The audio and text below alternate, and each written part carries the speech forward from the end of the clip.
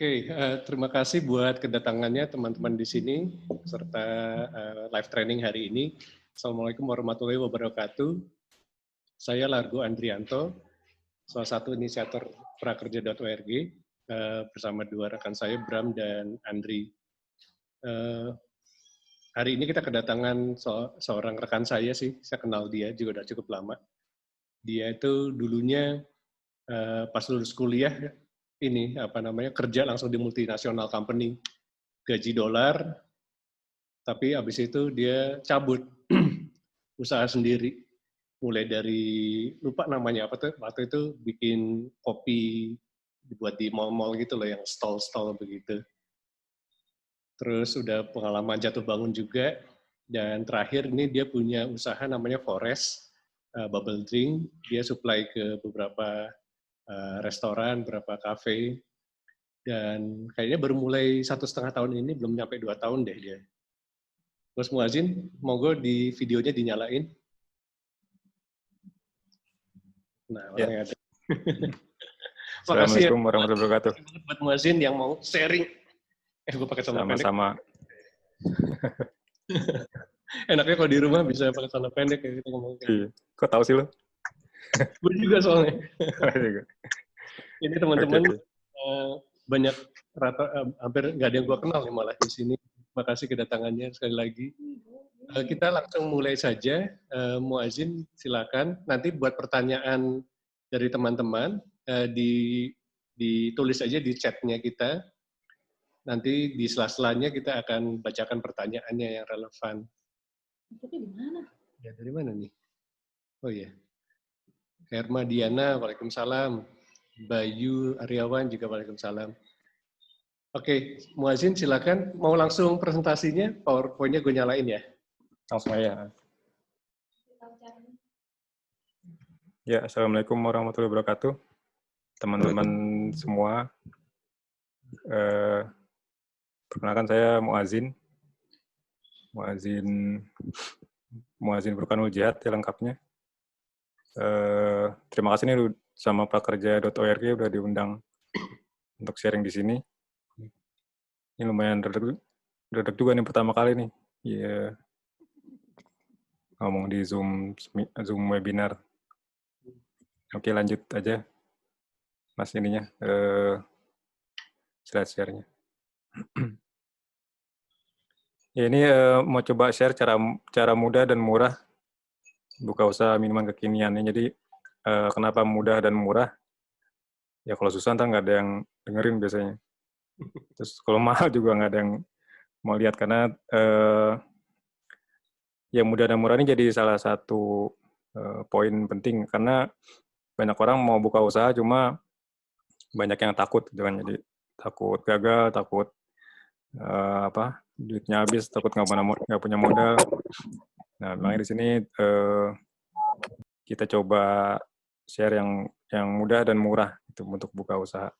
Nah, karena saya sejak 2009 yaitu berkecimpung di bidang minuman, ya kopi dan lain-lain, makanya ya saya share yang saya pernah lakukan aja gitu ya, saya nggak berani share yang saya nggak pernah lakukan. Ya, lanjut Mas Largo. Ya, saya jadi alumni teknik elektro ya, sekelas sama Largo. Cuma Largo bagiannya pinter, saya bagian yang telat-telat mulu. Ya. IPK-nya pas-pasan. Nah, waktu itu cerita Ntar sedikit boleh? yang tadi bohong tuh, yang dia Eh, jadi kenapa sih saya mau kenapa sih buka usaha, karena sejak kuliah itu sebenarnya pengen buka usaha, cuma karena waktu itu kan pas lulus itu masih orde baru, gitu udah tua banget ya. Jadi orde baru itu masih zaman Soeharto, jadi kayaknya dulu yang punya usaha, yang bisa punya usaha tuh yang punya koneksi atau yang memang dari orang tuanya. Nah, jadi karena saya waktu itu nggak punya apa-apa, jadi terpaksa ya jadi karyawan dulu lah. Nah, waktu itu saya langsung bekerja di bidang oil and gas, instrumen engineer. Instrumen engineer itu yang ngukur arus, ngukur tekanan, ngukur apa ya, macam-macam lah. Nah, itu selama totalnya hampir sekitar 15 tahun ya di oil and gas. Terus nah sambil kerja itu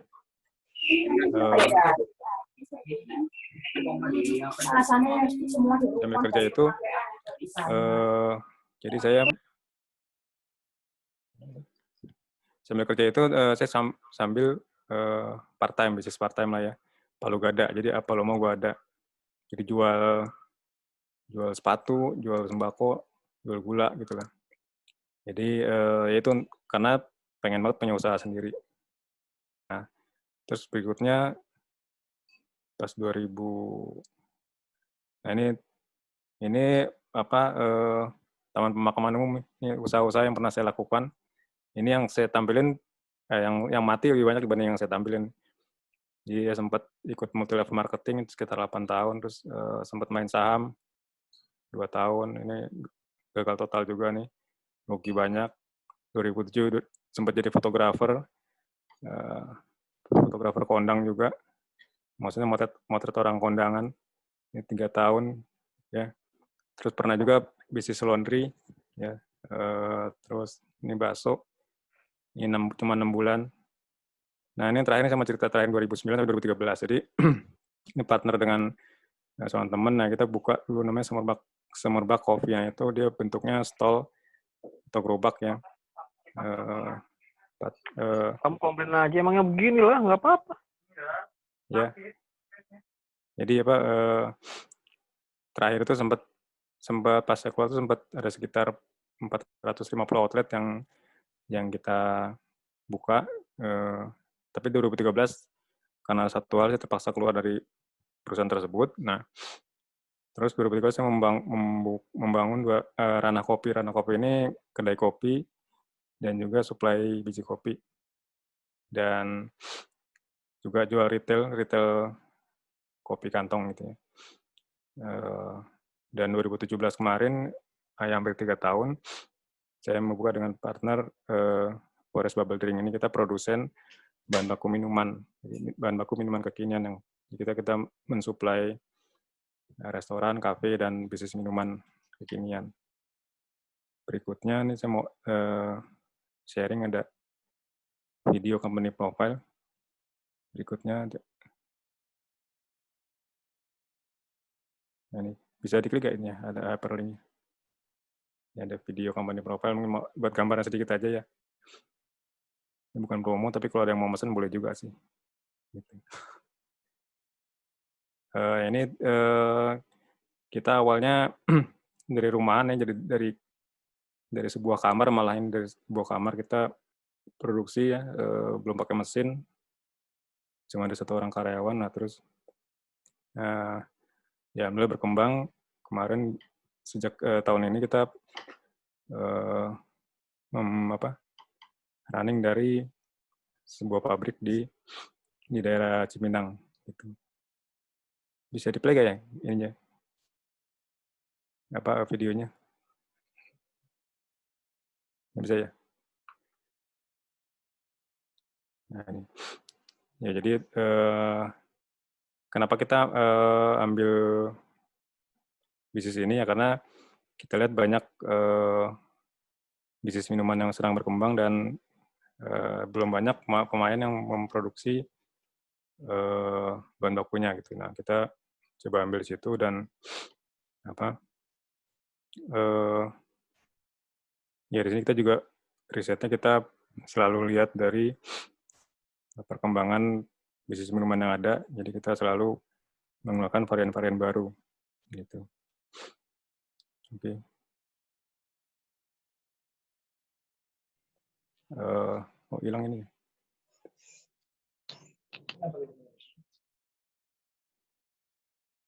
Sebentar.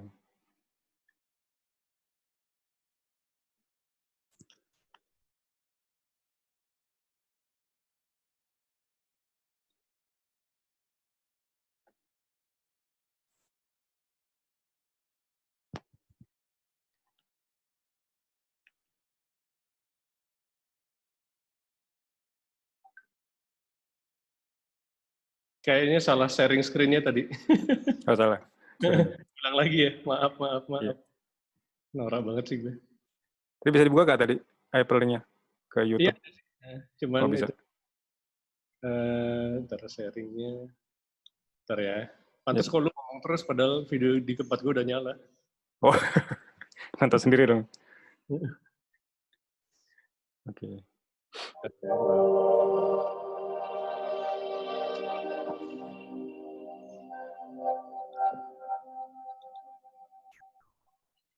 Salah satu syarat keberhasilan di bisnis kuliner adalah kualitas bahan baku. Udah bisa ya? Forest Bubble Drink hadir untuk Bentar ya, menjawab maaf. kebutuhan Nih gue para gaptek. bisnis minuman ada di Indonesia.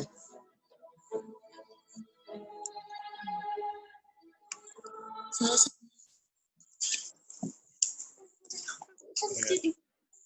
Bentar. Jin, ngomong dulu aja deh, Jin. Ngomong dulu aja, ntar gue ini dulu. Oke. Ya jadi, nah lucunya ini partner di Forest Bubble Drink ini adalah salah satu klien saya yang saya suplai biji kopinya. Jadi dia punya beberapa jaringan restoran gitu. Nah terus biasanya dia ambil bubuk minuman itu dari produsen lain. Cuma karena semakin banyak kebutuhannya dan nggak dapat diskon yang bagus, akhirnya dan setelah saya tahu saya udah nggak di Semerbak Kopi lagi, tuh akhirnya saya diajak kerjasama. Nah, akhirnya satu syarat keberhasilan terbentuklah kita Forest Bubble Drink itu. Forest Jadi, Bubble Drink hadir untuk menjawab kebutuhan para pemain bisnis minuman yang ada di Indonesia. Bentar ya. Nggak bisa di-share dalam pembuatan minuman ini. Nah, jadi ya tadi berkembang dari Kami selalu yakin mampu menghasilkan satu rumah. berkualitas dan terpercaya. Nah, yang terakhir ini kita membangun tempat produksi ya. Jadi kita dari sebidang tanah kita bangun sesuai standar BPOM ya, karena kita sedang proses BPOM. Itu persis awal tahun kemarin kita mulai produksi di tempat yang baru dengan kapasitas yang sekitar 20 kali lebih banyak dibanding yang sebelumnya. Terus awalnya sih kita cuma jual lewat marketplace, ya, jadi jual marketplace pelan-pelan lewat beberapa jaringan temen. Yaitu ya lumayan sih pelan-pelan. Nah, cuma kita kemarin mulai berkembang sekitar habis Lebaran tahun lalu. Itu kita berkembang sesuai dengan juga dengan perkembangan bisnis minuman kekinian yang pesat sekali. Oh, bisa ya. Sip. Ini udah bisa ya? Nah, ini video company profile-nya, silakan dilihat dulu. Salah satu syarat keberhasilan di bisnis kuliner adalah kualitas bahan baku. Forest Bubble Drink hadir untuk menjawab kebutuhan para pemain bisnis minuman yang ada di Indonesia.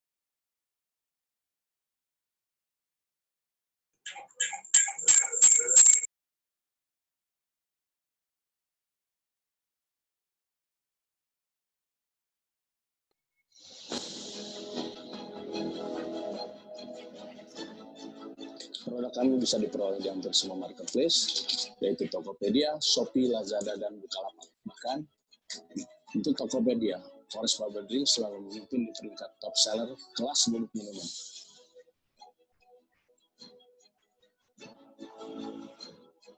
Forest Bubble Drink tidak hanya memproduksi barang, kemudian menjualnya.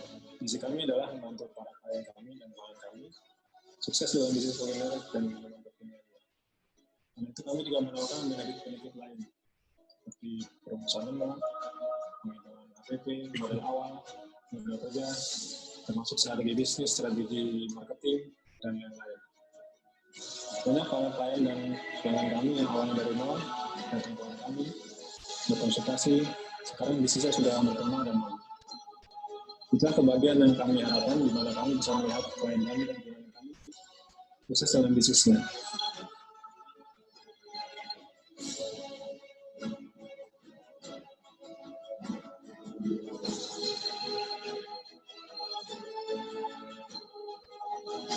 Dengan ditangani oleh tenaga ahli di bidangnya, bahan baku berkualitas, organisasi yang profesional, pabrik produksi yang tersistematis, Forest Bubble Drink mampu menghadapi tantangan bisnis minuman yang menjanjikan.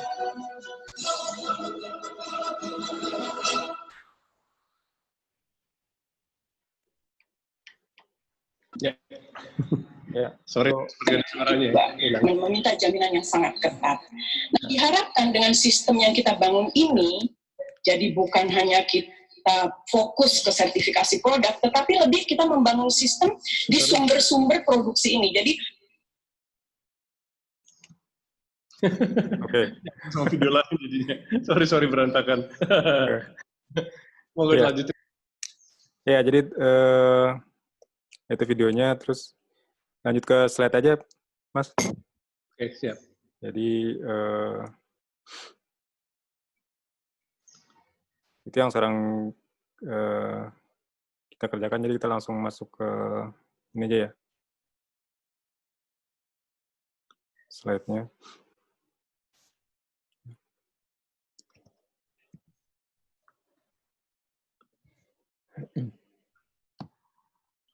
Nah, ini lagi sih. Terus Ya. Next aja. oh, linknya langsung ke ini, kepotong. Bentar ya.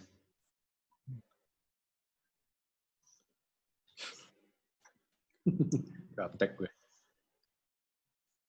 Ya, ini pertama kita buka dengan pertanyaan kenapa sih kita mesti buka usaha gitu ya. Ya banyak alasan orang untuk buka usaha, cuma dan alasan ini kan tergantung dari besarnya effort yang kita mau keluarkan gitu loh. Tapi di awal ini sih jawabannya cuma kalau dari saya ya kenapa enggak gitu kan. Jadi apalagi kalau misalkan pas kemarin pandemi kita terpaksa ya dikurangi jam kerjanya atau bahkan malah dirumahkan gitu. Jadi ya kenapa enggak kita buka usaha. Jadi simple aja sih alasannya kenapa kita harus buka usaha. Jadi nggak perlu nyari alasan yang muluk-muluk atau apa, nyari wangsit. Jadi cukup ya kenapa enggak kita buka usaha gitu. Berikutnya nah kira gimana caranya buka usaha kan. Jadi kalau kata teman sih yang paling gampang tuh buka toko sekarang. Jadi cuma modal linggis bisa buka toko orang, maksudnya bongkar toko orang gitu ya. Jadi ya modal linggis, modal murah. Jadi ini ya pertama ini sekali lagi ini saya sharing sederhana banget ya. Jadi ya saya nggak mau terlalu rumit. Mulai dari yang kecil, mulai dari yang Anda bisa, dan mulai dari lagi. Jadi saya selalu beberapa teman yang tanya itu gimana sih caranya mau buka usaha ini nih gitu. Nah jadi ya ini dari yang kecil, dari yang Anda bisa, dan berikutnya, Mas. Nah, yang Anda punya. Jadi ya ini banyak beberapa teman misalkan bisa masak gitu. Ya bisa masak. Jadi ya udah masak lah gitu. Misalkan tadi misalkan lobster ya tadi Mas Bram juga tadi kan punya usaha lobster katanya. Jadi bisa masak lobster terus open BO misalkan yang mau coba, nah itu aja udah jadi satu usaha gitu ya. Misalkan bisa bikin kue lebaran misalnya kemarin tuh, kue kering. Nah itu jadi mulai aja dari yang kita bisa gitu, yang kita bisa, yang kita punya. Jadi nggak usah terlalu muluk-muluk. Karena pengalaman waktu oh ya tadi saya ceritain dari 2011 tuh saya resign. Jadi 2011 saya resign dari dunia karyawan full time di wirausaha. Nah, pada saat saya resign itu setelah 15 tahun menjadi karyawan engineer, ya banyak beberapa teman yang nanya gimana sih caranya buka usaha gitu. Nah, ya itu kadang banyak orang yang mengkalkulasi dengan detail gitu ya. Jadi segala modalnya, segala resiko-resikonya gitu. Sampai perhitungan HPP perhitungan marginnya, sampai akhirnya wah kayaknya nggak untung nih gitu ya. Terus akhirnya ditutup bisnisnya ya. Jadi bisnis belum dibuka udah ditutup ya. Karena apa? Karena tadi ya terlalu banyak kalkulasi, terlalu perhitungan gitu. Nah, terus kapan sih kita mulai usaha? Waktu yang tepatnya? Yang tepatnya ya berikutnya ya sekarang menurut saya. Jadi ya jangan sampai nunggu virus COVID 2021 baru kita mau coba usaha lagi gitu. Jadi sekarang ini ya mumpung iklimnya memang mendukung wirausaha, terus juga kan orang sekarang sedang senang membantu kan ya. Indonesia kan terkenal negara yang paling sosial, jadi senang membantu. Jadi kita jual apapun dibeli sama teman kita lah gitu. Minimal bantu teman. Jadi ini menurut saya sih sekarang saatnya untuk kita mulai usaha. Jadi ini moto yang selalu saya pegang, jadi start small, dan satu lagi ya start now. Jadi mulainya kecil aja, tapi mulainya sekarang. Jadi jangan ditunda-tunda, ya. Tapi mulainya sekarang dan mulai dari yang kecil aja. Gitu. Berikutnya,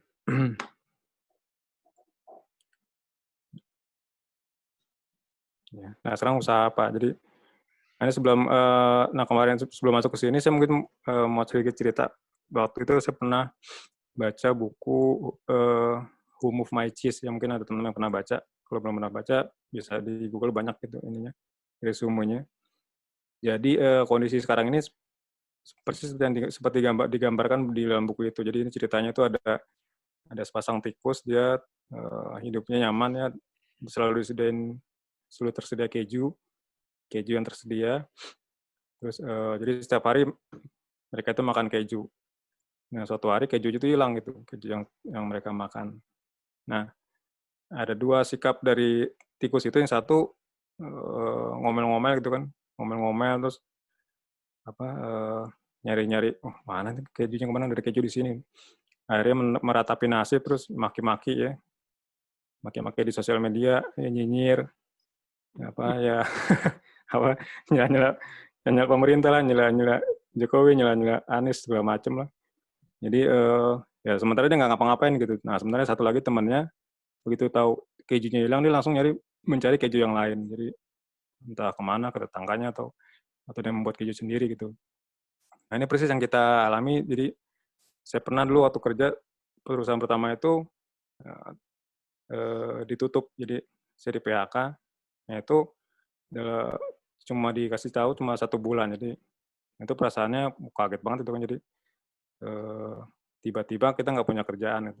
Nah, cuma waktu itu kan masih bagus lah dunia oil and gas, jadi bisa pindah ke tempat lain cuma sekitar 2 bulan. Nah kalau sekarang ini kan seluruh dunia sedang ya mengalami kehilangan keju kan, yang tadinya usahanya lancar, tiba-tiba hilang. Tadinya usahanya restoran, tiba-tiba nggak boleh dine-in, harus ditutup. Banyak usaha yang mati, lagi bidang pariwisata, hotel gitu. Nah kita sebagai individu sikapnya seperti apa? Apakah kita ya tadi nyela ya maki-maki corona gitu ya?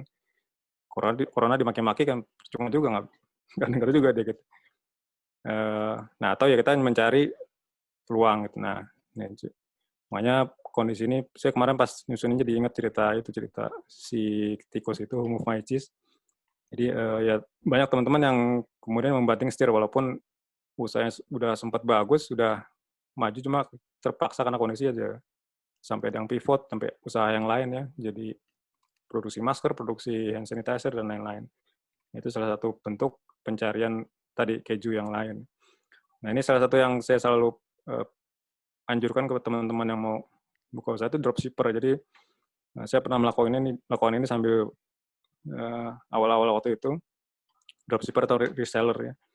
Jadi ini apalagi sekarang nih di dunia online dan marketplace ini gampang sekali nyari produk, nyari apa yang bisa di dropship atau di reseller. Ya beberapa banyak juga yang tanya ke kita ke Forest Bubble Drink, bisa nggak sih dibikin jadi dropship gitu kan, karena produk kita B2B kita agak sulit mendropshipkannya karena marginnya tipisnya. Cuma ya akhirnya mereka menjual sendiri dengan menaikkan harganya, jadi dan laku juga ternyata. Jadi di marketplace itu banyak produk kita yang dijual oleh orang lain dengan harga yang lebih tinggi dan laku juga gitu. Jadi yang penting ya usaha sebenarnya.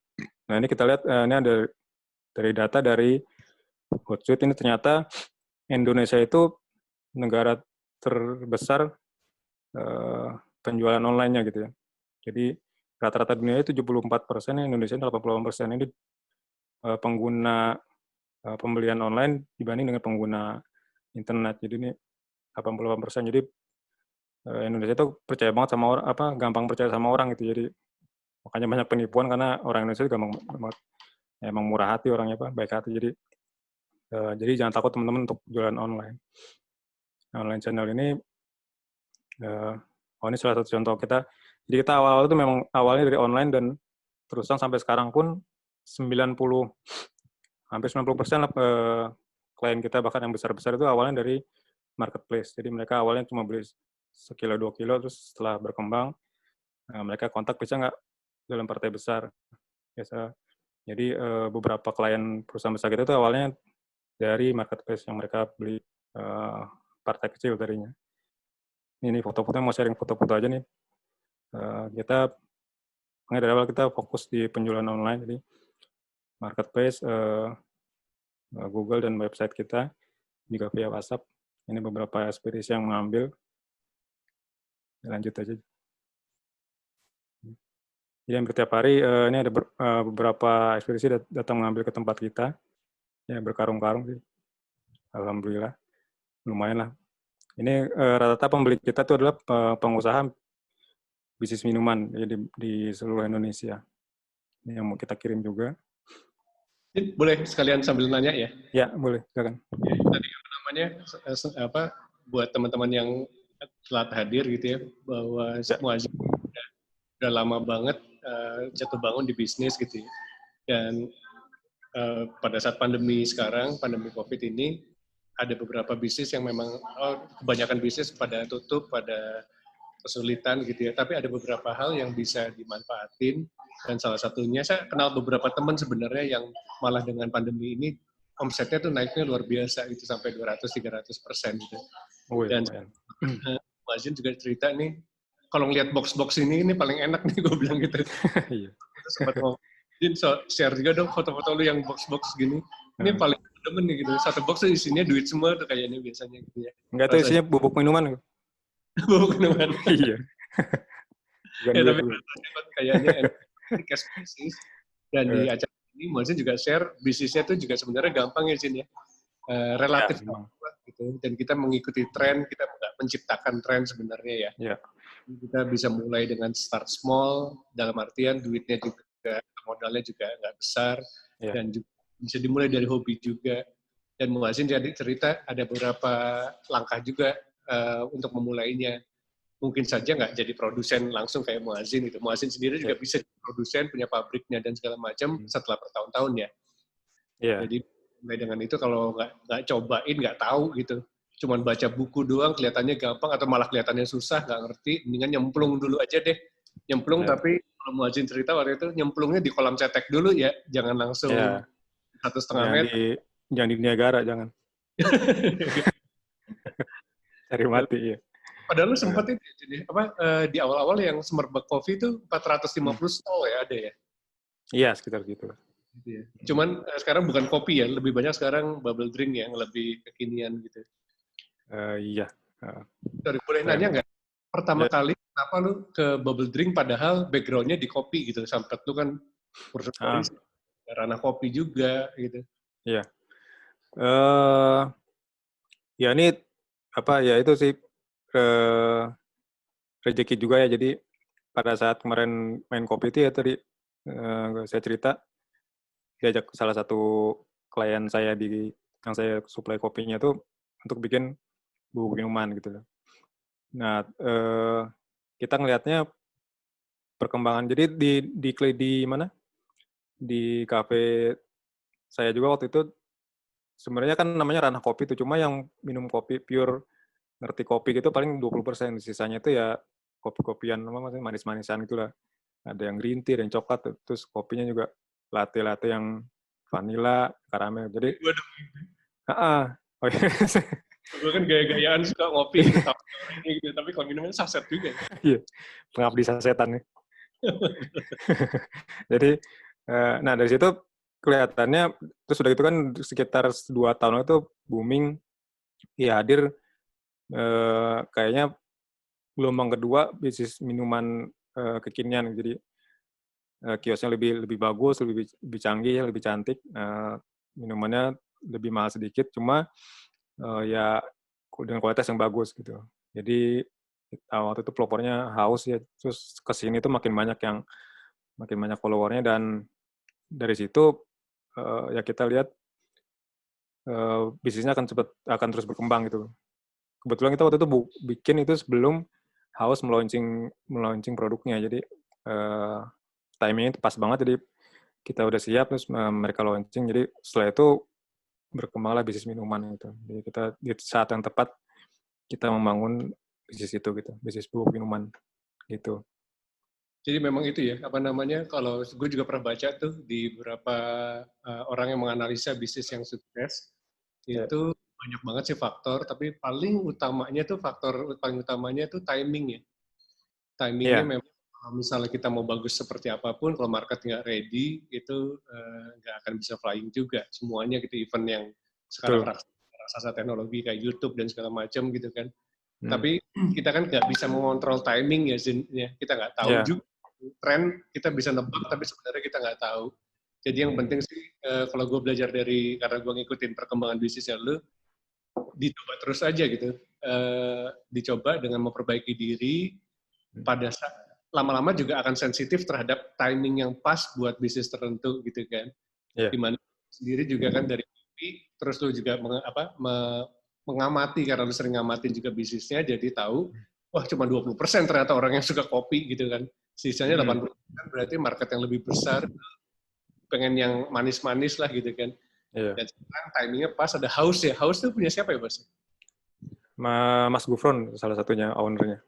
Jadi dan dia sekarang udah, ya kalau saya lihat udah mau head to head dengan Chatime. Jadi memang awalnya mereka kan konsepnya kan seperti Chatime, cuma mungkin kelas 2-nya. Nah, kayaknya sekarang mereka berubah konsep, langsung head to head dengan Chatime. Itu kalau saya lihat ya.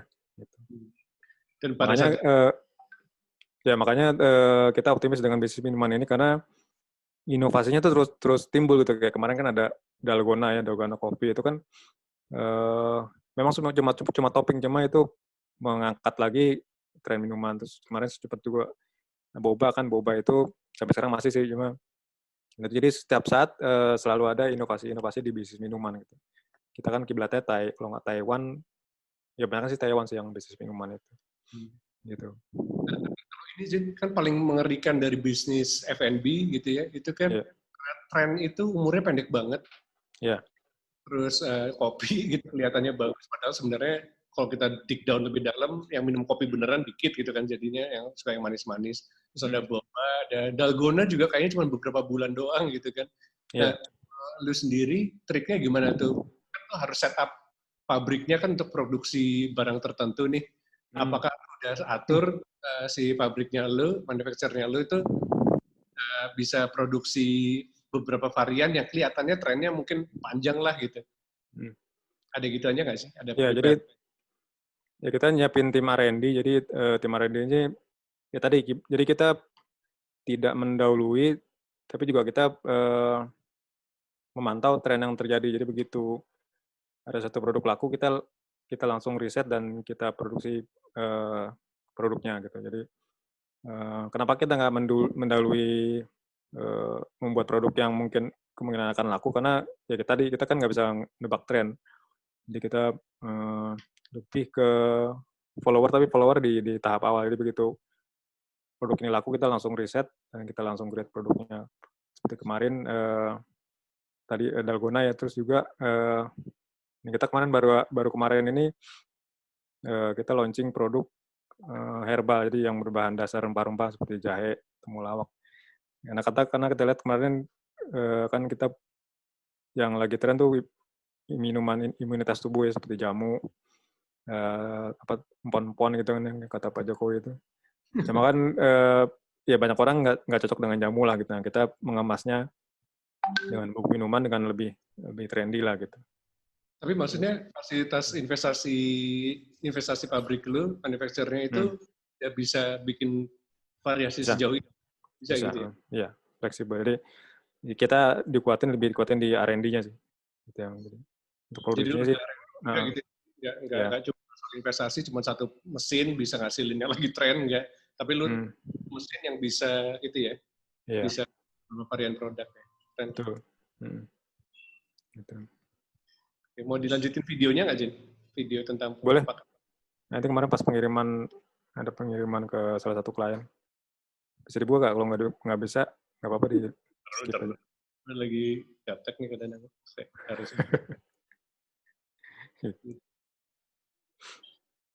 Nggak bisa. Barang pesanan Pak Rudi sudah siap diangkut. Ini ke Jawa Timur kemarin. Di salah satu klien kita ini juga awalnya dia beli di Tokopedia. Gitu. Terus ya setelah kita udah kenal, kita berkembang nih, alhamdulillah nih kemarin pengiriman sebelum Lebaran kalau nggak salah. 1 truk sekitar berapa ya, 5 ton kalau nggak salah. Itu satu klien ya? Satu orang. Dia pengusaha minuman franchise, jadi dia punya sekitar 40 outlet kalau nggak salah di Jawa Timur. Buat teman-teman di sini, baru bisnisnya belum ada 2 tahun kali, 1,5 tahunan ya baru mulai. 2,5 tahun. Nah. Tapi boomingnya baru sekarang benar-benar 3-4 bulan terakhir pada saat pandemi, atau sebelumnya juga udah bagus? Booming itu setahun terakhir. Jadi persis habis Lebaran tahun lalu itu kita grafiknya langsung naik gitu. Nah kemarin pas ketemu pandemi agak turun sekitar. Turun dikit ya? Turun. Dan kita juga sempat karyawan masuknya bergantian 50%. Karena ya kan banyak yang tutup ini usaha minuman. Iya. Lucu pakai truk. Iya, mereka pakai tracking sendiri. Itu sedikit sharing. Jadi ya intinya kita sih produk kita lebih ke B2B ya. Jadi walaupun lewat marketplace juga. KTP aslinya. Ini yang udah yang udah rusak nih. Ya. Nyala lagi dulu. Mau direparasi. Bim salah Bim. Udah. Nyambung terus. Oke. Yang ya pelanggan kita rata-rata pengusaha minuman ya. Dari segala level, dari yang baru mulai sampai yang besar gitu.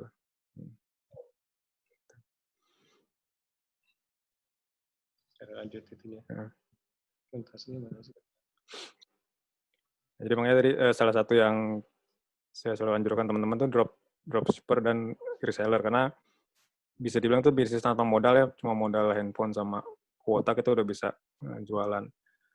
Ya awalnya saya juga pernah melakukan ini, jadi cari produk yang bestseller di marketplace, kita jualin bisa dari Tokopedia ke Shopee, atau dari Tokopedia ke Facebook atau ke WhatsApp gitu, atau reseller.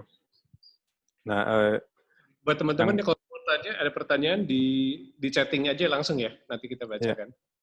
Boleh, silakan. Nah, yang ketiga tadi produsen ya, selain dropship dan reseller, yang ketiga produsen. Nah, produsen ini produk apa sih yang kita mau jual. Nah, ini dari riset ada 20 kesalahan startup yang ternyata yang paling besar itu tidak ada market yang membutuhkan. Jadi mungkin dia create produk, misalkan apa ya, peninggi badan dalam sekejap gitu atau apalah gitu. Nah itu nggak ada pasar yang membutuhkan gitu, jadi ya. Jadi yang create produk yang canggih-canggih ternyata nggak ada pasar yang membutuhkan gitu. Nah jadi yang pertama adalah ya biar gampang ya kita, makanya saya anjurkan bisnis minuman karena ya sudah banyak yang berhasil dan semua orang butuh itu gitu. Berikutnya,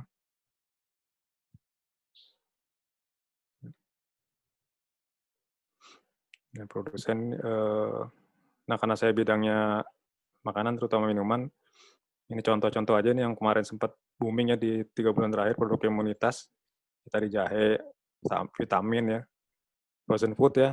Tiba-tiba tetangga kita jadi produsen frozen food banyak sekali. Karena selain dibutuhkan dan itu apa ya, produksinya lumayan mudah gitu untuk yang bisa masak ya. Yang ketiga itu minuman kekinian.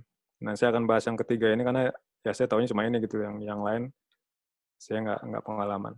Selanjutnya.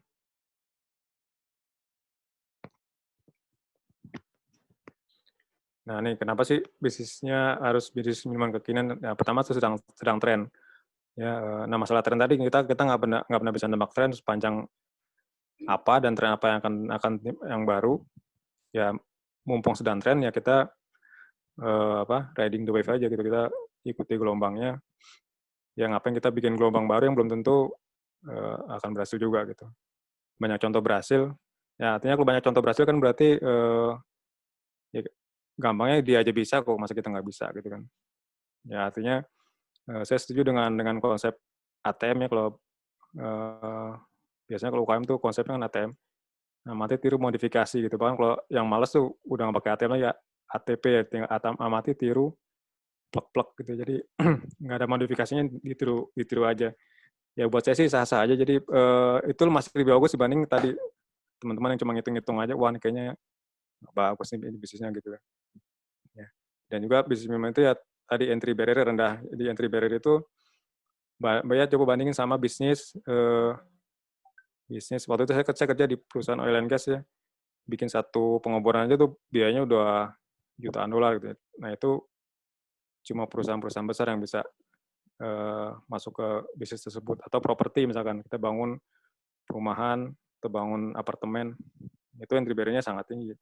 Nah ini bisnis minuman ini entry barrier-nya sangat rendah dan saya rasa bisa dilakukan semua orang.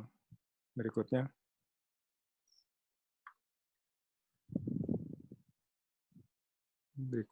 Ya. Sorry, boleh baca pertanyaannya sedikit? Boleh. Setting. Bisa Kira-kira dipilih. Ada beberapa pertanyaan yang agak mirip, ya. Yeah. Kurang lebih sih pertanyaannya. Udah banyak tuh sebenarnya yang punya buka usaha minuman kekinian itu gitu ya. Ini memang agak abstrak banget sih. Untuk ahead of competition gimana tuh Zin? Supaya bisa menang dengan kompetisinya, terus bisa dari brand yang belum dikenal, terus jadi bersaing dengan yang sudah terkenal tuh ada triknya. Ya, nanti ada ini, ada di slide ada pembahasan berikut, jadi nanti. Oke, sekalian aja ya berarti ya. Nah, nanti saya bahas. Masuk ke R&D dulu ya. Tadi konsepnya tadi ya, sebelum kita buka minimal kita riset dulu. Ini risetnya nggak harus riset mendalam atau riset ngabisin biaya banyak, tapi riset dari browsing aja dari Google, konsepnya mau seperti apa gitu. Nah, konsep ini saya bagi dua, ini sekali sederhana aja. Bisa outlet fisik, bisa outlet virtual. Ya. Outlet fisik itu apa? Nah, berikutnya. Jadi dengan apa? Ini ya seperti yang waktu itu saya pernah buka ya, bentuknya bisa booth atau gerobak. Bisa juga kita sewa kios, ya, kios satu lantai atau ruko. Bisa kita bisa buka resto atau kafe. Nah ini makin ke bawah ini makin besar modalnya. Terakhir itu, nah ini kalau resto kafe kan kita bisa dine in, ya. Nah, ini cerita sedikit kemarin, ya alhamdulillah, bukan alhamdulillah ya. Jadi sekitar November Desember tuh saya memutuskan untuk menutup kedai kopi, Ranah Kopi gitu. Kenapa? Karena kita lebih fokus ke supply biji kopi dan menjual biji kopi kantongan secara online. Nah, jadi coba bayangin kalau misalkan ternyata kita masih buka kedai kopi yang pas kemarin 3 bulan itu ya kita mati juga gitu, karena kan nggak boleh buka. Jadi, nah itu bisa dimungkinkan karena tadi kita bisa jual produk secara online dan kita bisa switch ke produk supply. Tadi, nah ini kayaknya kelewat deh. Mas. Oh iya, tadi sorry gue putus itunya, koneksinya putus tadi. Kelewatan. Slide-nya kelewat. Nah. Jadi, nah ini saya bagi dua, satu outlet fisik, satu outlet virtual. Nah, outlet virtual ini, nah sekarang itu, jadi ini bisa dari rumah aja, ya. Saya mau cerita ada salah satu merek kopi susu waktu itu ya, sekitar 2 tahun lalu itu dia dari rumah. Itu sempat bisa jadi nomor 2 atau nomor 3 atau setelah kopi tuku gitu. Padahal cuma di gang dan tempatnya di rumah, nggak ada outletnya. Jadi bisa take away. Terus dia juga mau cerita, teman saya itu dia bisnisnya kepiting, jual kepiting ya, kepiting masak. Itu dia dari gang. Jadi dia nyewa bedeng 2x3 buat masak. Dia sampai diusir sama Pak RT-nya karena rame banget GoFood dan GrabFood yang datang. Sampai diusir. Jadi nah sekarang dia udah punya 5 cabang outlet. Artinya apa? Artinya di awalnya itu ya bisa dari rumah gitu.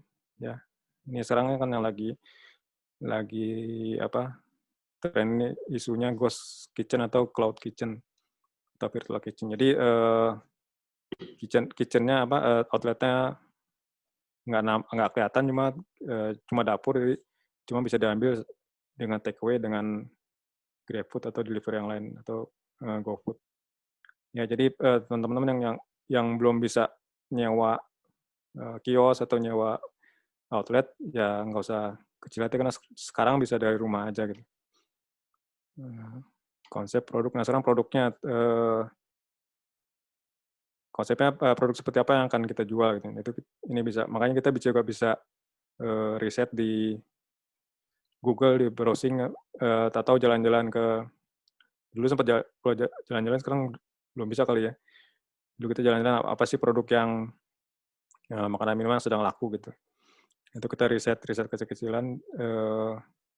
Jadi ya tadi, jadi produk nggak laku gitu, produk laku mungkin persaingannya ketat gitu ya, cuma ya udah terbukti produk itu laku gitu dibanding kita create produk yang tadi kesalahan pertama itu kan nggak ada orang yang mau beli gitu. Ya sama kayak di Margonda itu Depok banyak fotokopi berderet gitu. Kenapa pada ngumpul di sini atau nggak fotokopi yang namanya dibuka tempat lain gitu ya? Kenapa ya? Karena di situ tempat orang butuh fotokopi, tempat lain mungkin nggak butuh gitu, walaupun nggak, persaingannya kurang gitu. Nah ini jadi ya itu perlu sedikit riset sedikit tentang produk yang akan kita produksi. Berikutnya,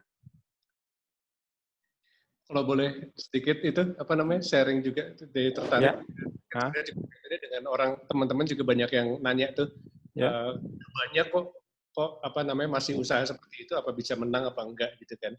Tadi yang sempat cerita bahwa memang sih pilihan kita sih kalau mau bikin produk yang totally different, cuman resikonya besar, banyak yang bisa, kebanyakan startup atau perusahaan awal yang gagal tuh paling besar faktornya karena kita nekat gitu ya, terlalu nekat gitu jual barang yang belum ada yang beli.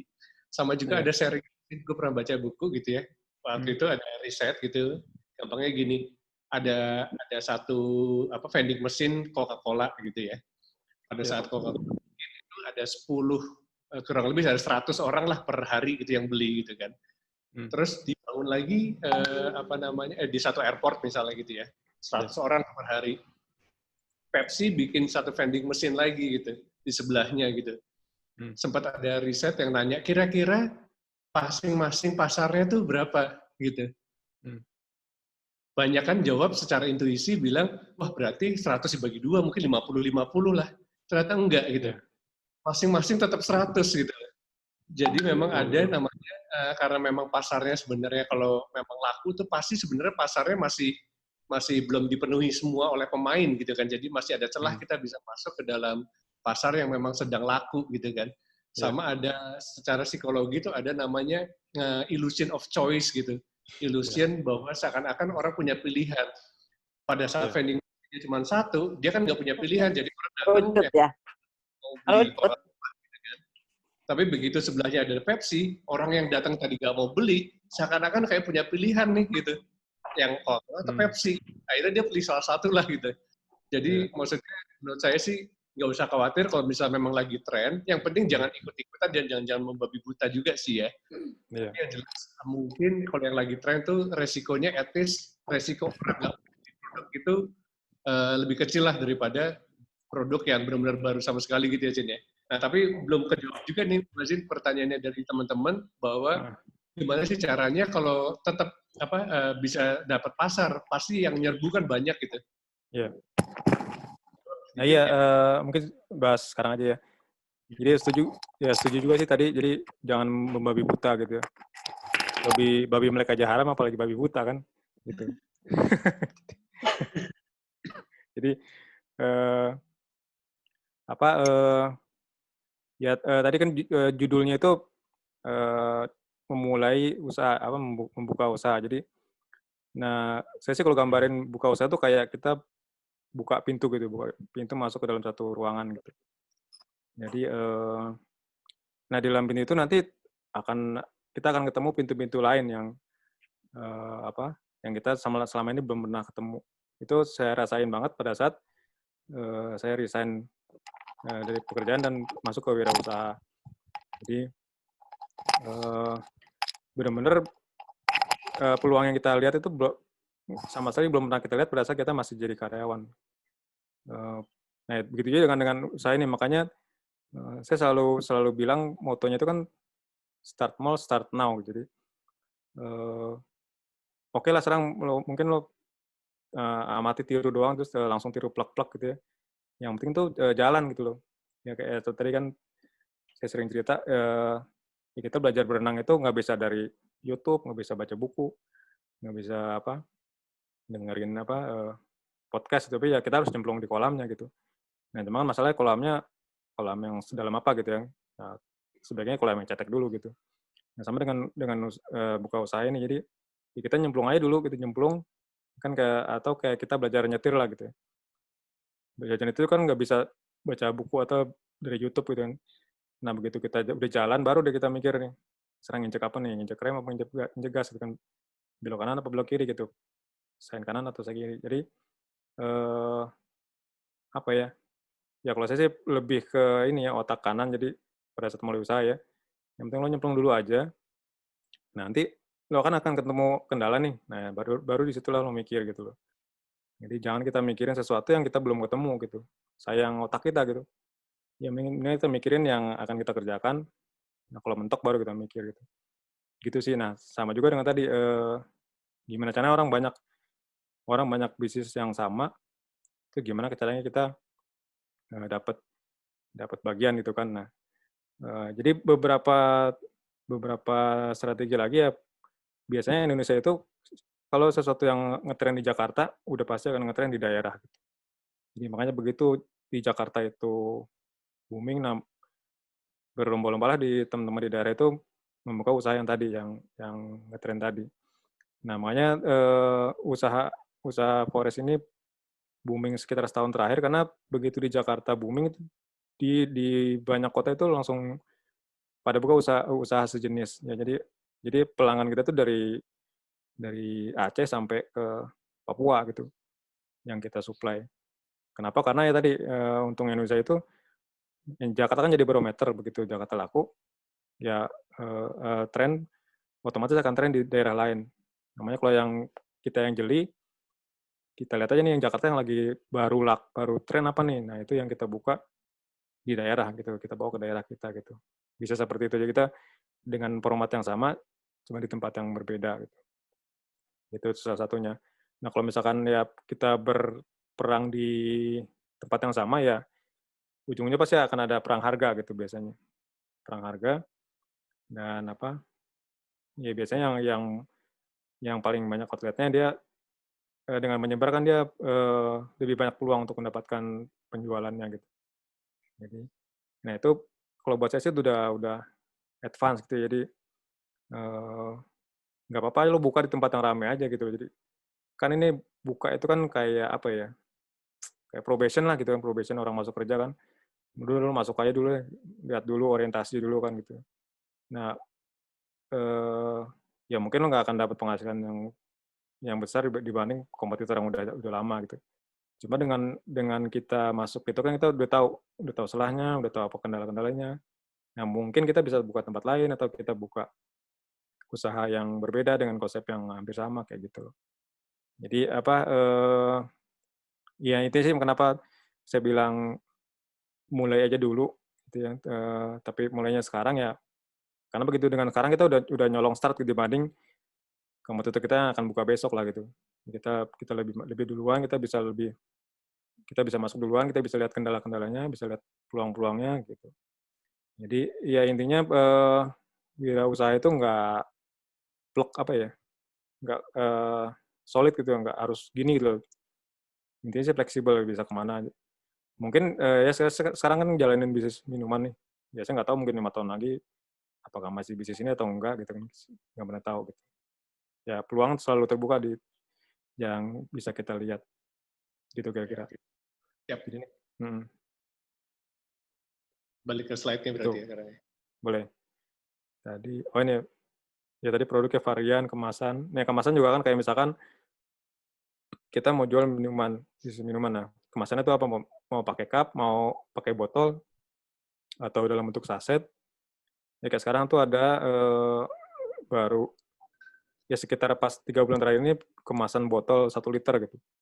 Jadi kopi susu 1 liter, terus karena kan orang di rumah nih, jadi satu botol itu bisa untuk 1 rumah. Ya kopi 1 liter, terus ada minuman green tea 1 liter, macam-macam jadi kopi susu 1 liter.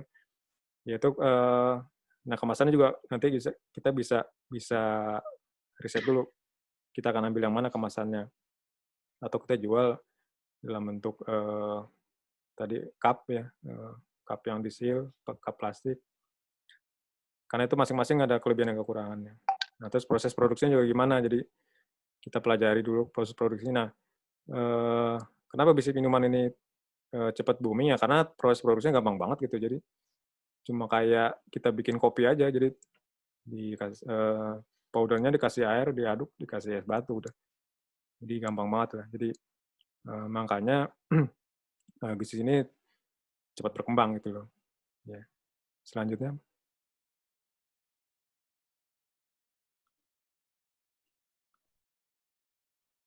Ya konsepnya produknya tadi udah ya.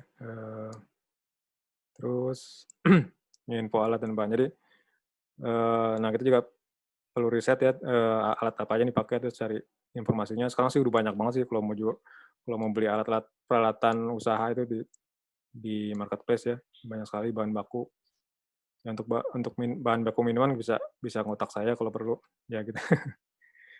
Jadi ya setelah kita bisa menggambarkan konsepnya, kita bisa mulai cari alat-alat dan bahan bakunya. Nah ini saya mau kasih contoh kalkulasi modalnya. Ini sekali lagi ini contoh ya, jadi ini bisa lebih, bisa kurang. Jadi ini saya sederhana aja buat kasih gambaran. Jadi untuk mulai, ini saya gambarannya usahanya di rumah ya, jadi kita nggak nyewa toko, nggak nyewa kios.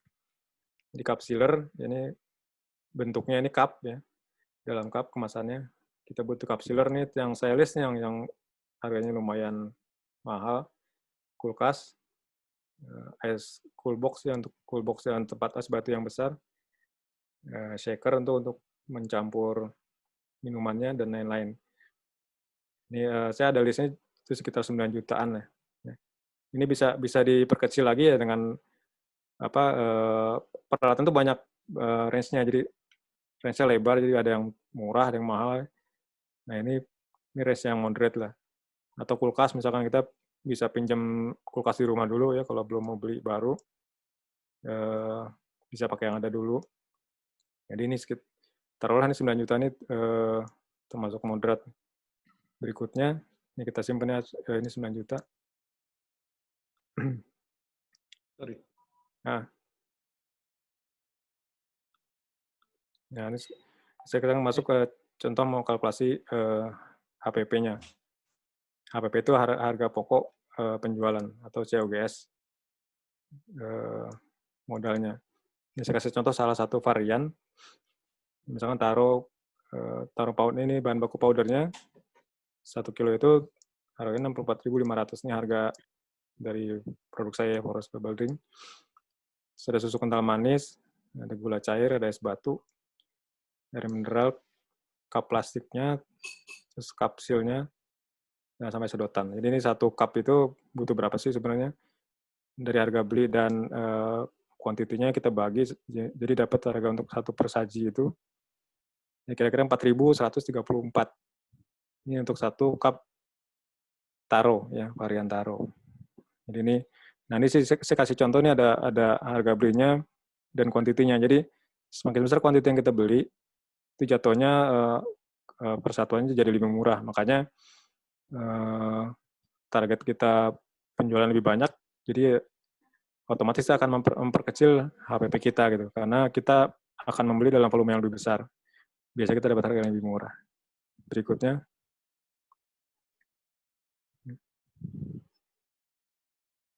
Nah, ini contoh kalkulasi marginnya ya dari beberapa varian. Ini taruh 4.134, coklat 4.284. Ini harga jualnya sekitar 12.000 dan 10.000. Nah, ini marginnya antara 30% sampai 40%.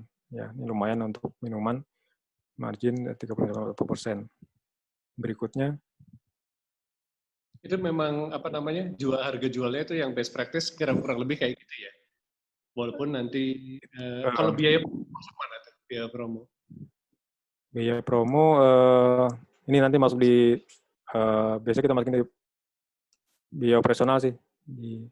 Selain di apa tadi HPP, di luar HPP biasanya dimasukin. Nah, ini biaya operasionalnya ada listrik, gaji karyawan, transportnya mungkin untuk beli barang, terus tadi promo ya. Jadi sementara promo belum saya masukin karena kita coba set promo yang gratisan, jadi belum pakai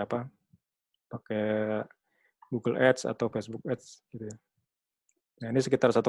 Nah, ini kenapa masukin gaji karyawan? Ya kalau masih kita sendiri yang kerjain, ya hitunglah kita gajilah diri kita dulu, misalkan 1 juta misalkan. Ya. Berikutnya, ini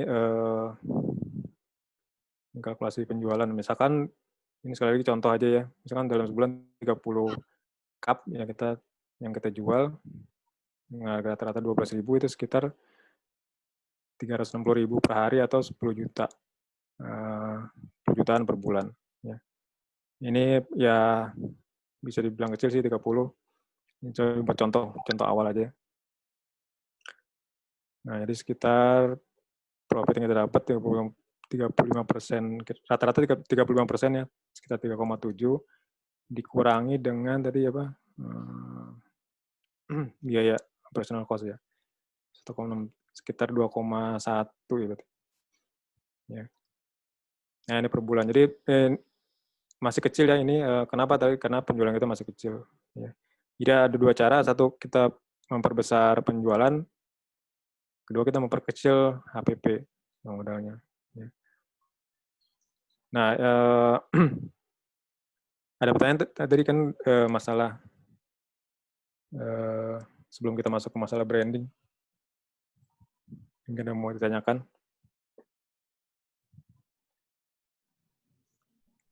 Atau kita lanjut langsung ya? Nah, chatting aja. Chatting aja ya. Berarti lanjut aja ke branding ya. Ini ada dari Fahrisa Zilian. Untuk quantity itu sendiri dihitungnya per apa biasanya? Yang HPP tadi ya? Iya, kayaknya HPP tadi ya. HPP per jual beli, per harga beli dan per kuantitinya, jadi dibagi. Nanti kita dapatkan per sajinya itu butuh berapa, nah itu yang kita masukin. Terus tadi biaya operasional itu kan per bulan ya tadi hitungannya gitu ya? Iya, per bulan. Ini sih belum ngitung, tadi kan masih ngitungnya cara sederhana banget gitu ya? Iya, sangat sederhana banget. Ya, per bulannya tinggal dibagi dengan penjualan kita bulan itu ya, kurang lebih kayak gitu ya kira-kira. Iya, dikurangi. Dan yang penting dicatat, begitu dicatat semua transaksinya kita catat, nanti kita bisa koreksi lagi. Wah ternyata bisa koreksi. Cuma jual 30 kayak tadi gitu kan, jadi harus ditingkatin lagi berapa sampai mungkin kita kalau pakai Excel juga bisa kira-kira kan apa namanya, gue targetnya berapa gitu kan. Jadi saya juga pernah cerita ada cerita teman saya itu begitu dia review per hari malah itu atau per minggu minimal, dia tuh jadi tahu pada saat dia achieve sesuatu, misal target, sekarang cukup dengan 30. Begitu dia targetnya lebih dari itu tuh semangat banget gitu. Lalu, tapi kalau begitu targetnya kurang, dia langsung coba-coba cari cara gitu. Mungkin dia terpaksa harus spend iklan di Facebook Ads atau apa gitu ya. Jadi, basically yang penting dimulai dulu, tapi review harian kalau perlu ya. Mana perlu kita tekan, penjualannya seperti apa yang mau kita boost di channel apa untuk marketingnya dan sebagainya. Iya, betul. Jadi kan kita memang jual retail itu perlu harian apa? Kita pantengin harian, jadi pantengin harian. Jadi ya penjualan berapa, terus cost-nya berapa. Jadi ya sampai nanti titiknya, wah ternyata sebulan kita segini, kalau kita mau break even point dalam sekian bulan berarti kita harus penjualannya sekian. Jadi ya dari situ kita bisa nentuin kapan kita mau balik modal, mau cepat atau mau santai gitu. Ya asal kita tahu tadi berapa modalnya dan berapa cost-nya, kita harus menjual berapa gitu. Ini ada pertanyaan dikit lagi dari Mirzam Syah. Yeah. Untuk investasi tadi bareng-bareng, alat-alat apa aja yang depresiasinya, alat apa aja yang ada depresiasinya? Itu kita sih belum menghitung ya. Tapi ada kiat nggak? Apakah kita masukin dari awal atau gimana sih? Ya, jadi Mas Mirzam Syah. Jadi biasanya kita masukin depresiasi itu yang di atas, kita nentuin sih misalnya di atas 1 juta tuh kita bisa masukin depresiasi. Cuma tadi kan yang seperti tadi kulkas, terus tadi apa ya? Sebenarnya kalau untuk alat ini sih nggak ada yang mahal ya, jadi yang paling nanti kalau kita butuh mixer juga murah ya. Jadi biasanya sih kalau saya dinut yang di atas 1 juta tuh dimasukin ke depresiasi. Di bawah itu sih ya nggak kita masukin. Gitu. Sebenarnya sih nggak perlu eksak banget ya, tapi kira-kira dan setiap transaksinya laporannya kita review per hari kan nanti kita koreksi ya. Ini ternyata kita bisa masukin jadi depresiasi, harus ada yang enggak juga, bisa di-neglect dulu lah gitu kan. Iya, betul. Yang penting sih jangan pikir ribet dulu ya, gitu ya. Ya sederhana dulu dan dikoreksi. Nanti Excel-nya pun lama-lama berkembang jadi lebih kompleks, tapi sesuai dengan kebutuhan atau tantangannya bisnisnya. Soalnya kalau mikirin semuanya dari awal ya nggak jadi-jadi gitu kan, nggak jalan-jalan gitu ya. Persis. Kan sama aja Kak, kita masih kelas 1 dikasih pelajaran anak kelas 6 kan, malah nggak jadi puyeng jadi ya pelajaran kelas 1 dulu kita jalanin aja gitu. Ada satu lagi pertanyaan menarik dari Ira. Mas tanya dong, kalau dia tuh kalau ngandelin ojol gitu dari GrabFood atau GoFood atau apa, itu kan wilayahnya, marketnya tuh di wilayah sekitar itu terbatas. Gimana memperluas pasar? Apalagi tadi Muazzin ada foto, ada video juga. Pesanannya dari Surabaya yang salah satu truk sendiri gitu kan. Ada triknya nggak memperluas pasar di luar wilayahnya sekitar? Oh ya, ini dari Mbak Ira ya. Jadi ya memang GoFood, GrabFood kan sebatas 3 kilo kalau nggak saya lihat, radius.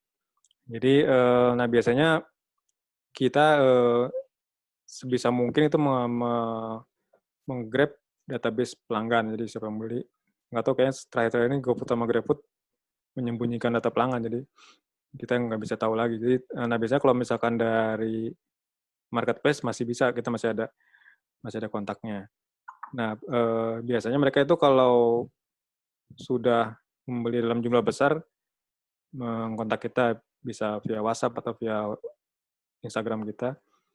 Bisa nggak kita beli tanpa lewat marketplace, karena kita kan karena ongkos kirimnya jadi mahal kan kalau misalkan lewat marketplace. Jadi mungkin mereka punya ekspedisi sendiri atau ekspedisi langganan. Nah, itu setelah itu mereka kontak di luar melalui WhatsApp itu. Nah, kalau misalkan kita pingin di luar dari radius kita, ya itu tadi mungkin meluaskan promosi kita bisa ya menggunakan Instagram ya atau WhatsApp, nanti kontak via WhatsApp atau Instagram, Facebook, YouTube atau Google misalkan gitu. Jadi nah delivery-nya ini yang untuk minuman ini memang kita masih terbatas dengan penyedia ojol tadi sih gitu. Ini memang jadi kendala. Jadi mungkin bisa nanti dengan dikirimnya dengan GoSend. GoSend itu kan bisa lebih jauh jangkauannya. Ya, jadi nggak terbatas di GoFood-nya, tapi bisa juga dengan fasilitas GoSend. Itu mungkin ya. Oke. Kalau mau. Ada pertanyaan lagi dari Maul, itu harga jualnya bisa ditekan lagi nggak sih? Soalnya kalau untuk bersaing dengan yang sudah existing seperti House, dia punya varian yang di bawah 10.000 gitu. Iya. Mungkin pertanyaannya gini, tadi kalau memang kenyataannya seperti itu, memang harus nggak sih kita mendapatkan margin seperti sebesar tadi? Yeah. Atau untuk awal harus dikatakan dulu, atau jangan-jangan selamanya juga harus marginnya kecil atau gimana supaya bisa bertahan bisnisnya? Ya, jadi kalau kita lihat sih ya, seperti semacam beberapa brand itu yang, jadi biasanya itu jadi produk flag-nya gitu, jadi yang dipajang itu yang 5.000, kan gede tuh, Thai tea 5.000 gitu ya. Nah orang kan mampir kan, padahal yang 5.000 cuma ya produk itu doang gitu, dan itu cupnya kecil, jadi secara APP masih masuk sih, cuma nggak besar marginnya. Cuma kan orang udah mampir gitu. Nah orang mampir itu kan dia beli, ya kalau malu, nggak malu sih, cuek aja nggak beli, cuma dia udah nanya kan pasti dia akan beli kan. Nah misalkan dia bawa berdua atau bawa anak, kan nggak mungkin beli Thai tea doang biasanya, jadi dia akan beli produk. Nah selain Thai tea itu harganya di atas 10.000 biasanya, 10.000, 15.000. Jadi semacam subsidi silang. Jadi si produk flag ini untuk menarik orang mampir, bikin ngantri, kan orang ngantri tuh. Wah, Thai tea cuma 5.000. Pada saat itu kan, pada saat House itu keluar tuh, saingannya tuh Dum-Dum. Dum-Dum tuh satu cupnya bisa 22.000 nggak salah. Nah, dia jual 5.000 gitu. Nah, itu kan menarik banget itu kan. Jadi langsung booming. Nah, padahal ya produknya yang 5.000 cuma itu gitu. Nah, konsepnya bisa tadi subsidi silang, atau bisa semuanya dibuat margin kecil. Tadi hitungan saya sih itu moderat ya, kalau mau dibikin HPP lebih kecil lagi bisa sih nanti. Bisa diskusi dengan kita nanti dengan Forest, kita bisa setting HPP yang lebih murah dengan harga jual yang dengan margin yang lumayan gitu. Apalagi nanti kalau volumenya udah besar, ya bisa lebih murah lagi HPP-nya gitu. Gitu. Ya, ada dari ayam sih, pada inti bisa. Oke, berarti bisa ya sebenarnya tadi kan cuma gambaran doang ya sebenarnya. Iya. Ini dari Ayam Raden sama Erwanda, ini pertanyaannya kurang lebih sama, untuk biaya tenaga kerja masuknya di mana, tadi udah dijelaskan, masuk. Tapi detailnya sama pertanyaan dari Erwanda ini, alat-alat apa yang dipersiapkan untuk pemula, itu nanti bisa langsung kontak Muazin aja untuk detailnya dari Forest. Ya, ada listnya nanti. Ada listnya, mulainya seperti apa gitu kan. Ya. Bahan-bahannya tapi dari Forest ya gitu ya. Bisa ya, bisa enggak sih. Gitu. Moga dilanjutin. Ya. Nah, ini saya nggak akan bahas branding lebih detail, karena ini ilmunya sendiri ya, bisa sehari sendiri ini bahas branding. Minimal kita ada namanya, ada logonya, minimal namanya nama yang bagus ya. Nama kan tuh doa ya. Logonya juga, terus value-nya. Nah ini nggak perlu saya bahas nih, value proposition ini, ya ini yang membedakan kita dengan brand yang lain gitu. Tadi kan banyak yang nanya ya, kenapa sih? Ya gimana caranya kita membedakan dari usaha jenis gitu. Nah, value ini yang ya kita perlu punya, cuma tidak harus di awal gitu loh. Jadi ini menurut saya ya. Jadi ada sih aliran yang begitu launching ini kita harus beda nih value proposition ini. Apa yang beda dari yang lain? Ya misalkan produk minuman kita bisa membuat menghilangkan dahaga gitu. Ya semua orang juga bisa sama ya. Jadi ya itu bisa gradual sih menurut saya. Jadi kita bisa cari itu value proposition brand kita pada sambil jalan gitu ya. Ya intinya semua hal itu bisa berkembang gitu ya. Itu yang nanti akan membedakan kita dari brand yang lain. Nah, terus gimana cara jualannya ini juga singkat aja. Marketing dan sales. Ya kita punya produk sebagus apapun, kalau kita nggak bisa jualnya, ya nggak laku juga produk kita. Ya ini siapa? Nah ini yang kalau menurut saya ini penting loh, siapa target market, karena kita jual ke anak kecil sama jual ke orang tua tuh beda, pasti beda kemasan kita gitu. Jadi ini singkat aja nih ya standar target market ada geografis, demografis, psikografis, dan behavior. Minimal kita 2 ini aja, geografis dan demografis. Kita jual ke anak ke umur berapa sih? Ya. Terus demografisnya kita jual ke daerah perkotaan apa daerah pedesaan ya. Mungkin bisa berikutnya, ini contoh simpel aja tentang target market. Karena ini buat gambaran kita gitu. Jadi kalau misalnya target market kita orang dewasa, nah nanti botol kita atau kemasan kita nggak usah digambarin Hello Kitty atau gimana gitu ya, karena itu beda market.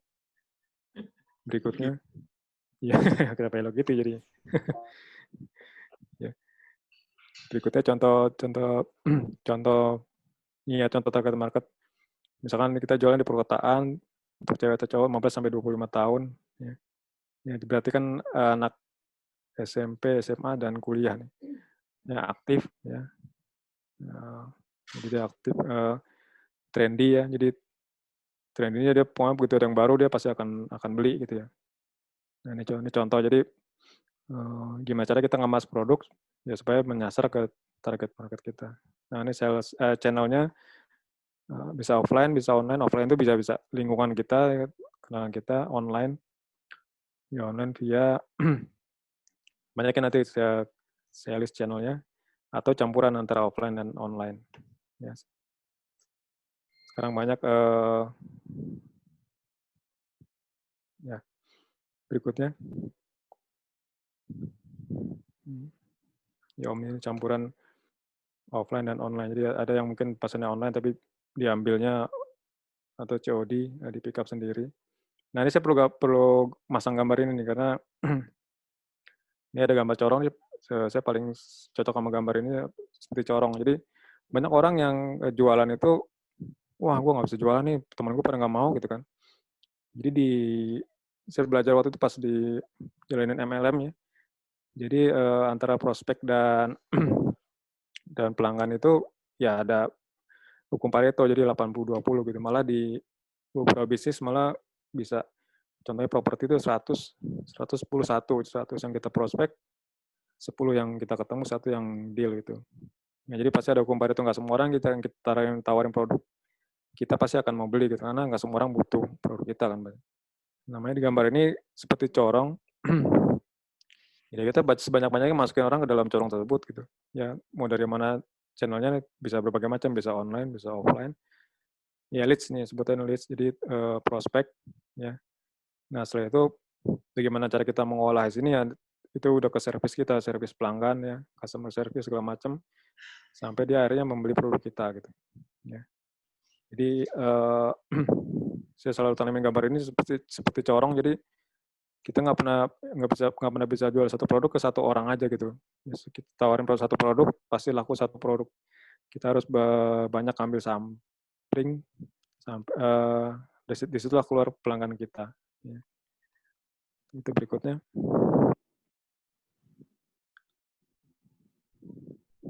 Nah, ini channel ya. Kita pakai yang biasa kita gunakannya WhatsApp ya. Terus WhatsApp tuh sekarang sangat efektif kalau kita lihat ya. Ada WhatsApp statusnya juga, bisa broadcast ya. Ya masalah jadi nyampai itu kan masalah kedua ya, apalagi pas zaman pandemi ini kayaknya orang dimaafkan lah itu broadcast ya, jualan. Ya. Sering banget dapat broadcast jualan. Instagramnya teman-teman ini powerful banget. Kalau dikelola dengan baik, ini akan jadi sumber tadi leads kita. GoFood dan GrabFood. Nah, cuma kayaknya sejak setahun terakhir ini agak susah nih GoFood dan GrabFood karena banyak yang daftar kayaknya. Dia agak lama prosesnya. Proses kita menjadi member di Google My Business. Nah, ini Google My Business ini salah satu fasilitas Google yang terakhir launching sekitar 2-3 tahun lalu. Ini bagus sekali untuk lokal bisnis. Jadi kalau dikelola dengan SEO dan lain-lain yang bagus, dia akan, jadi misalkan orang nyari jual bisnis minuman, jual bubuk minuman gitu. Nah, itu dia akan merefer ke tempat yang terdekat dengan yang nyari gitu. Jadi misalkan bisnis saya misalkan di daerah Tebet, itu kalau ada yang nyari di Jakarta, dia akan diarahkan ke tempat kita karena mungkin kita yang terdekat dari rumah dia gitu. Ya, ini bisa dimanfaatin dan ini gratis ya. Kita juga punya website sendiri dari sini dan marketplace. Nah, marketplace ini sangat powerful ya. Tokopedia, Shopee, Bukalapak, Lazada, Blibli. Jadi dicoba semuanya aja mana yang paling efektif. Nah, itu yang kita tingkatkan nanti.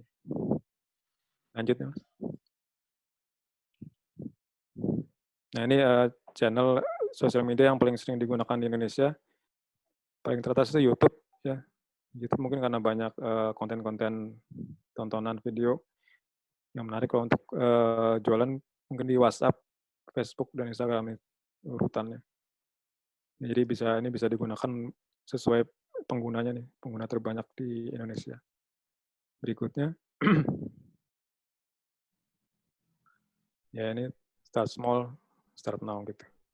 Sementara gitu dulu ya, sharingnya bisa lanjut tanya jawab ya. Sip. Instagram saya, Muazzin, Forest Bubbling, Instagramnya nih, websitenya. Oke, thank you, Jin. Ini ada banyak yang paling disenengin dari materi sekarang tuh sederhana sekali. Jadi nggak perlu gitu, bisa start now, start small dulu gitu kan. Udah digambarin HPP-nya, tapi memang itu nggak detail dan banyak nih pertanyaan teman-teman sebenarnya yang kaitannya dengan teknis gitu ya, dengan pada saat memulai seperti apa. Itu silahkan langsung dikontak aja Muazzin di Forest Instagram. Instagramnya Muazzin atau Forest Bubble Drink.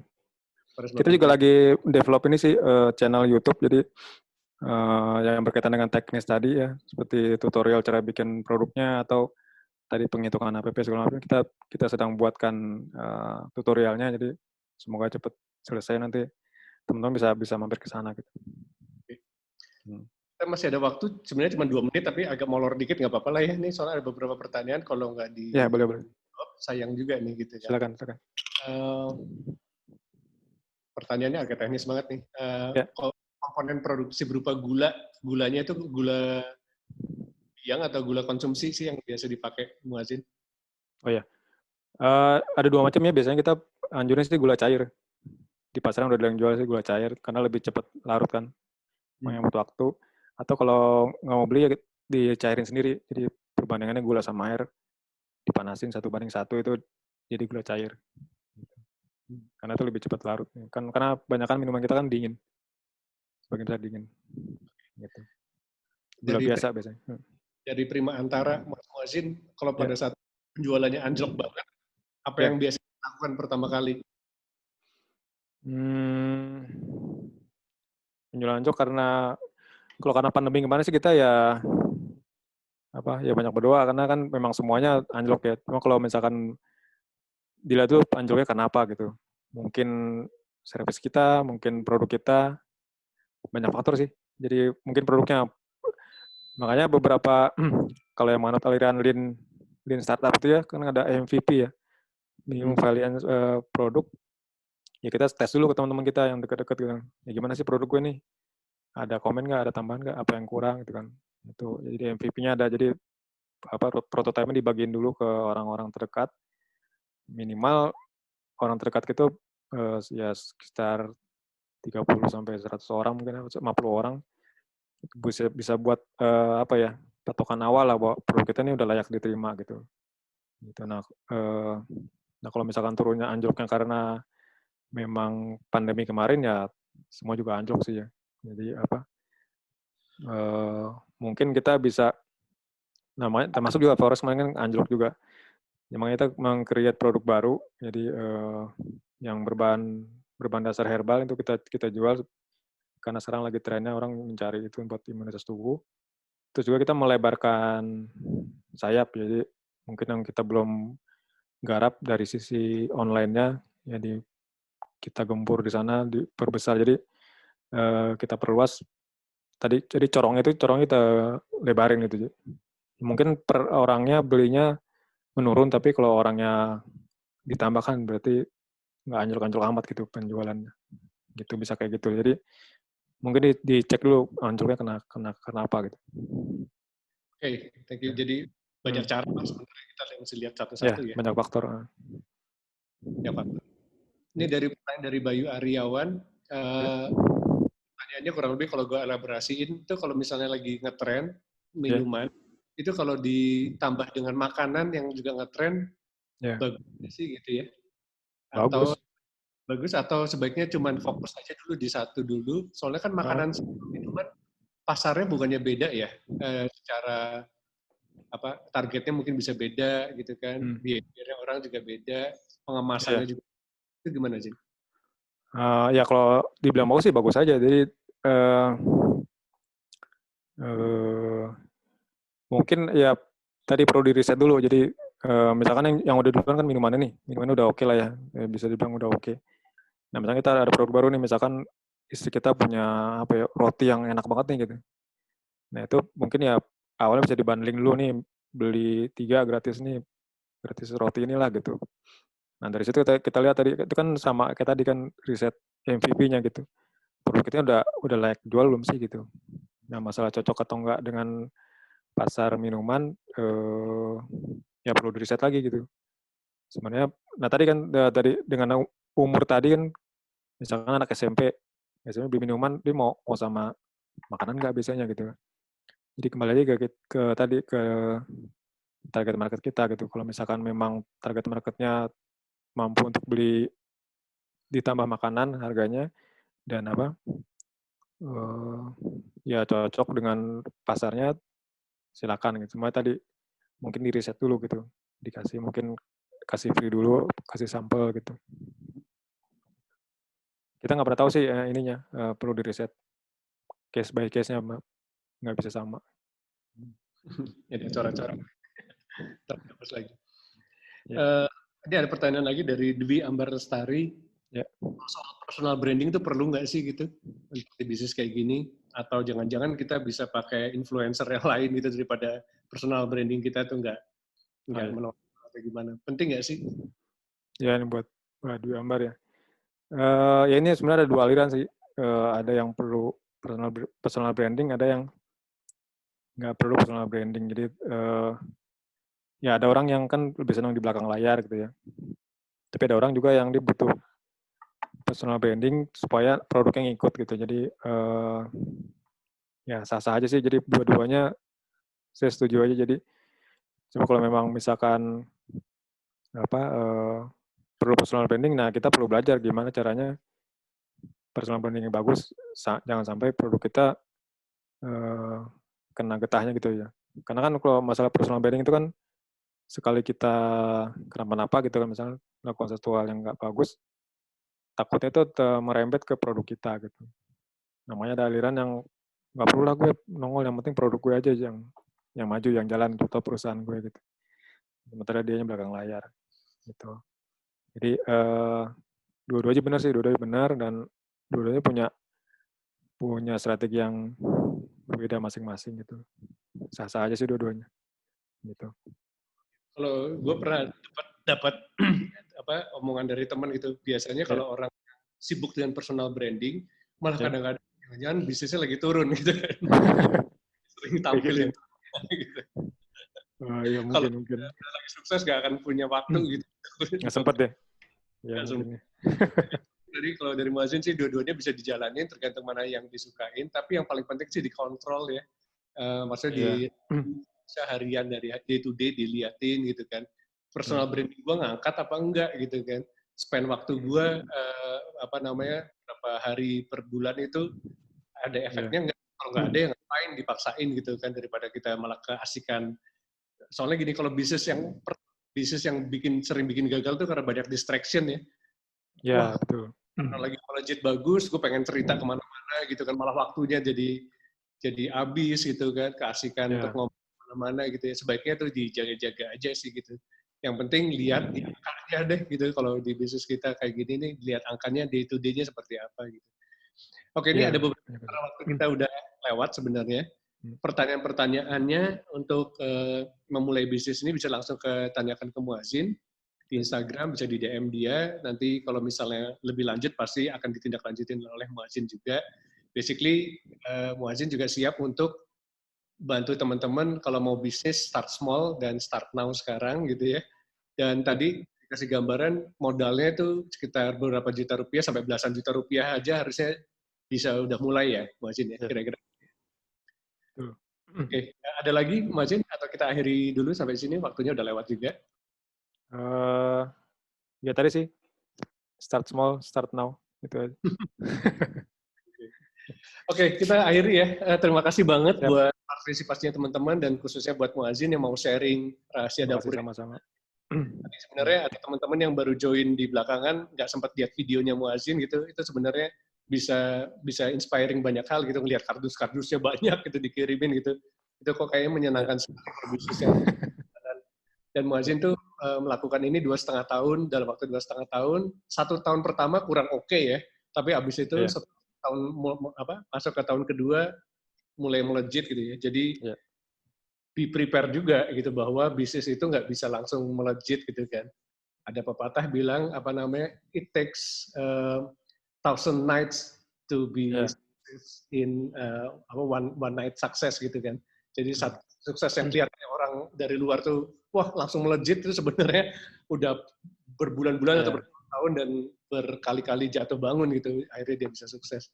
So jangan khawatir, dan senang banget sekarang nih ada bisnis yang bisa dijalankan bagi teman-teman yang mungkin tidak beruntung keluar dari pekerjaan dan segala macam, tapi uang juga mungkin nggak perlu dari duit sendiri ya, maksudnya kita bisa namanya istilahnya bootstrapping dari teman-teman dulu. Yang penting planningnya benar-benar dijaga, dan Muazzin sini siap jadi mentor. Ya, soalnya gini, bisnis yang paling enak tuh memang kalau ada mentornya, mentor yang cocok dengan kita, cocok dengan bisnisnya juga, dan mau diajak ngobrol. Jadi kesalahan di awal-awal itu udah lumayan berkurang banget lah, hal-hal yang bisa kontribut dengan kegagalan. Oke, terima kasih banget Muazzin. Sama-sama. Terima kasih juga Pak Kerja. Sukses. Mau sharing. Saya dari prakerja.org, Largo Andrianto, itu ada beberapa pengumuman sedikit. Sebentar ya.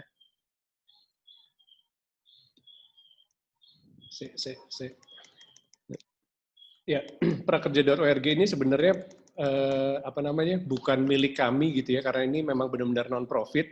Semua pembicaranya, kita udah ada belasan kali live training seperti ini, itu pembicaranya itu gratis semua, kita nggak bayar apa-apa, dan kita juga tidak memungut bayaran, semuanya kita berikan gratis ke masyarakat.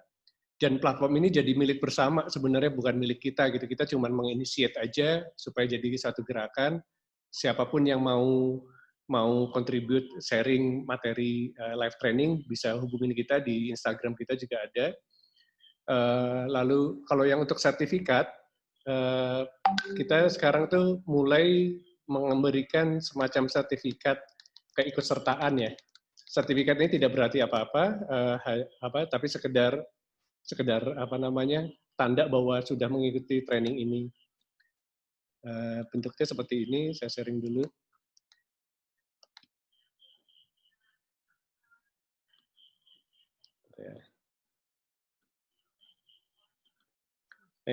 Sertifikatnya seperti ini, dan sekali lagi kita itu tidak terkait dengan afiliasi dengan siapapun juga, benar-benar gerakan sosial, dan berarti kita juga tidak memberikan insentif apa-apa terhadap keterlibatan yang ada di sini, baik peserta maupun pemberi materi. Caranya untuk mendapatkan sertifikat ini, kalau mau, itu sebentar.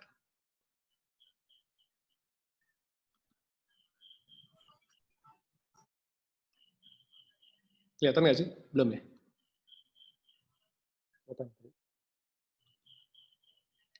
Nah, sertifikatnya pertama follow IG-nya kita di prakerja.org, @prakerja.org.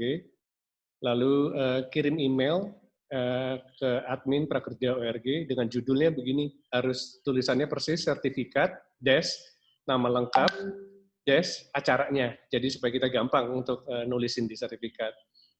Di email itu di attach juga screen capture-nya ada 2. Pertama, screen capture yang sekarang kita ini, silakan di screen capture yang memperlihatkan nama atau muka Anda lah gitu ya.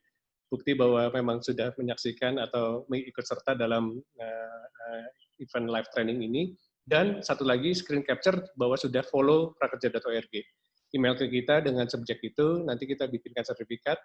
Tapi sekali lagi karena ini gerakannya benar-benar banyakkan dari volunteer gitu, mohon bersabar untuk teks beberapa hari untuk kita berikan sertifikatnya. Oke, sekian dari saya. Kalau dari Oki, dari prakerja.org, ada yang mau di-share? Ini tanda terima kasih buat pasien. Semuanya berupa ini. Oke, sekian dari saya.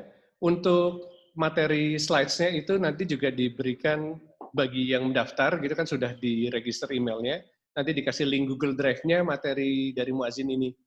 Jadi nanti di email, tapi memang khusus untuk orang-orang yang tadinya mendaftar karena sudah masukin email. Tapi kalau belum, coba di email ke kita aja di admin@prakerja.org permintaan untuk materinya.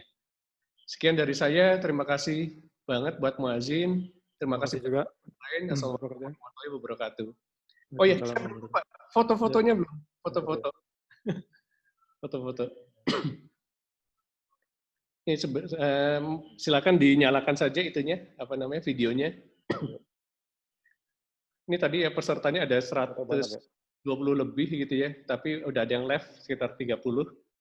Ini berarti ada 4 kali foto nih kita. Oke.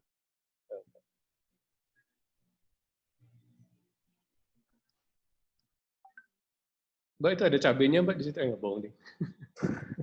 Ada cabai.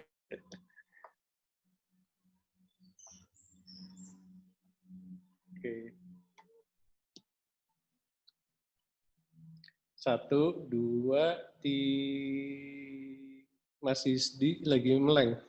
Nggak kelihatan mukanya, nggak apa-apa deh. 1, 2, 3. Oke, udah. Next-nya. 1, 2, 3. 2 kali lagi. 1, 2, 3. Terakhir. 1, 2, 3. Oke, terima kasih buat teman-teman sekalian. Ini channelnya kita buka 5 menit, tapi kita udah akhiri. Jadi,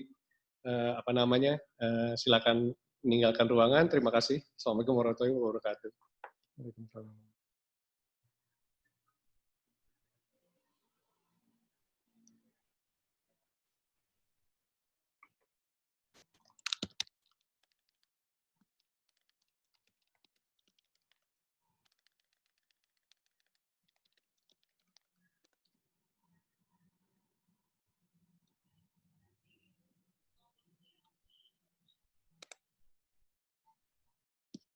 Jen, masih ada? Recordingnya dimatiin dong, Ki.